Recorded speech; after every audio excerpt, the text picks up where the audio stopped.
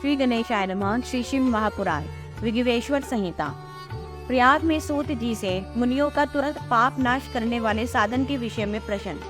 जो आदि और अंत में तथा मध्य में भी नित्य मंगलमय है, जिनकी समानता अथवा तुलना कहीं भी नहीं है, जो आत्मा के स्वरूप को प्रकाशित करने वाले देवता परमात्मा हैं, जिनके 5 मुख हैं और जो खेल ही खेल में अनायास जगत की रचना, पालन और संहार तथा अनुग्रह एवं तिरोभाव रूप 5 प्रबल कर्म करते रहते हैं, उन सर्वश्रेष्ठ अजर अमर ईश्वर अंबिकापति भगवान शंकर का मैं मन ही मन चिंतन करता हूँ। व्यास जी कहते हैं, जो धर्म का महान क्षेत्र है और जहाँ गंगा यमुना का संगम हुआ है, उस परम पुण्य में प्रयाग में जो ब्रह्मलोक का मार्ग है, सत्य व्रत में तत्पर रहने वाले महातेजस्वी महाभाग महात्मा मुनियों ने एक विशाल ज्ञान यज्ञ का आयोजन किया।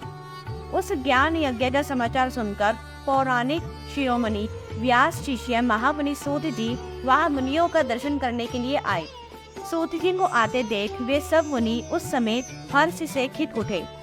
और अत्यंत प्रसन्नचित्त से उन्होंने उनका विधिवत स्वागत सत्कार किया। तत्पश्चात उन प्रसन्न महात्माओं ने उनकी विधिवत स्तुति करके विनय पूर्वक हाथ जोड़कर उनसे इस प्रकार कहा,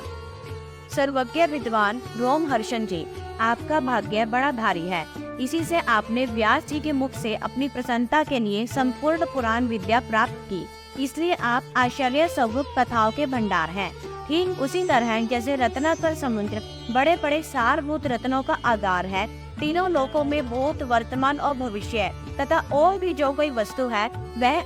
से अज्ञात नहीं है। आप हमारे सौभाग्य से इस यज्ञ का दर्शन करने के लिए यहाँ पधारे हैं और इसी लिहाज से हमारा कुछ कल्याण करने वाले हैं,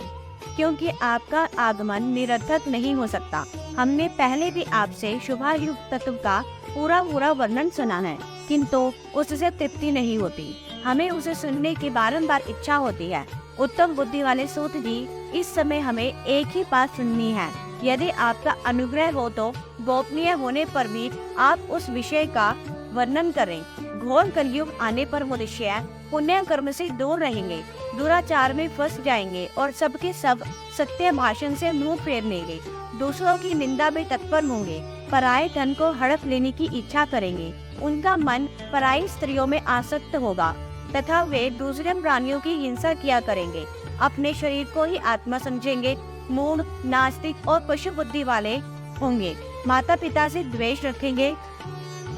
ब्राह्मण लोभ रूपी ग्रह की ग्रास मच जाएंगे, वेद बेचकर जीविका चलाएंगे, धन का उपार्जन करने के लिए ही विद्या का अभ्यास करेंगे और मद से मोहित रहेंगे, अपनी जाति के कर्म छोड़ देंगे, प्राय दूसरों को ठगेंगे, तीनों काल की संध्या उपासना से दूर रहेंगे और ब्रह्म ज्ञान से शून्य होंगे। समस्त क्षत्रिय भी सब धर्म का त्याग करने वाले होंगे, कुसंगी, पापी और व्यभिचारी होंगे, उनमें शौर्य का अभाव होगा, वे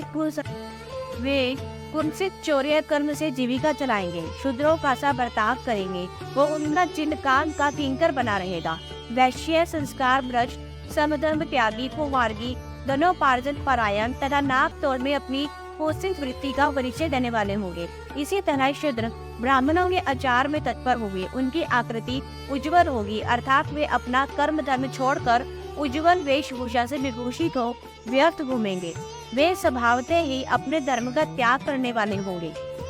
उनके विचार धर्म के प्रतिकूल होंगे, वे कुटिल और द्विज निंदक होंगे। यदि धनी हुए तो कुमार्ग में लग जाएंगे, विद्वान हुए तो वाद विवाद करने वाले होंगे, अपने को पुनीत मानकर चारों वर्णों के साथ वैवाहिक संबंध स्थापित करेंगे, समस्त वर्णों को अपने संपर्क से भ्रष्ट करेंगे। वे लोग अपनी अधिकार सीमा से बाहर जाकर द्विजोतिक सत्कर्मों का अनुष्ठान करने वाले होंगे। कलयुग की स्त्रियां प्राय सदाचार से भ्रष्ट और पति का अपमान करने वाली होंगी,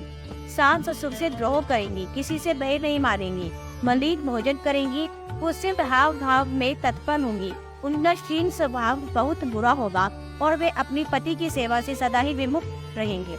सूत जी, इस तरह जिनकी बुद्धि नष्ट हो गई है, जिन्होंने अपने धर्म का त्याग कर दिया है, ऐसे लोगों को इहलोक और परलोक में उत्तम गति कैसे प्राप्त होगी, इसी चिंता से हमारा मन सदा व्याकुल रहता है। परोपकार के समान दूसरा कोई धर्म नहीं है, अतः जिस छोटे से उपाय से इन सबके पापों का तत्काल नाश हो जाए, उसे इस समय कृपा पूर्वक बताइए, क्योंकि आप समस्त सिद्धांतों के ज्ञाता है।